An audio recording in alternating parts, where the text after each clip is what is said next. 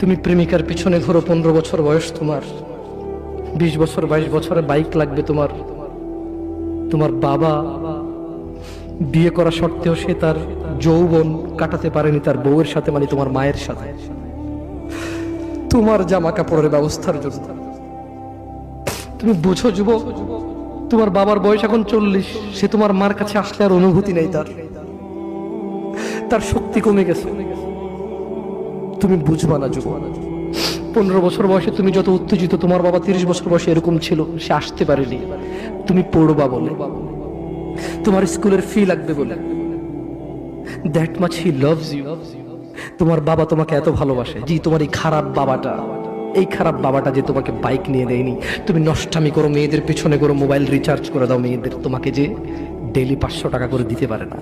এই লোকটা যদি 60 বছর বয়স পায়, তার জীবনের 20টা বছর সে এমন 20টা বছর, যে 20টা বছরে সে হাড় ভাঙা পরিশ্রম করতে পারত, করছে, তোমার মায়ের দেখা সে পায়।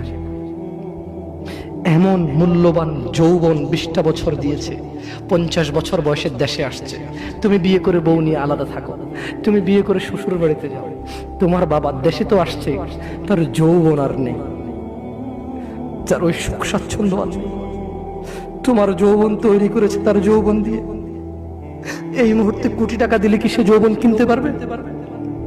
তোমাকে তোমার বাবা এত ভালোবাসে, আর আল্লাহ বলছে তোমার এই বাবা, যে বাবা ঘুষ খেয়ে তোমাকে মানুষ করার চেষ্টা করে বিদেশে পড়ালেখা করানোর, যে বাবা এই এলাকার চেয়ারম্যান হতেই হবে, না হলে নয়,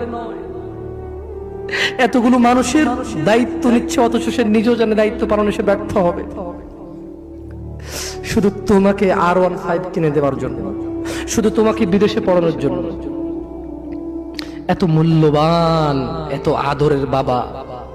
আল্লাহ বলছেন যে ইউবাসসারুনহুম ইয়াওয়াদ্দুল মুজরিম ও মুহাম্মদ সাল্লাল্লাহু আলাইহি ওয়াসাল্লাম, আপনি সেদিন দেখবেন অপরাধী এই মানুষটা যে এত বোকা, ছেলের জন্য এত কিছু করেছে হারাম ভাবে, হালালের ধার ধারে নাই, হারামের ধার ধারে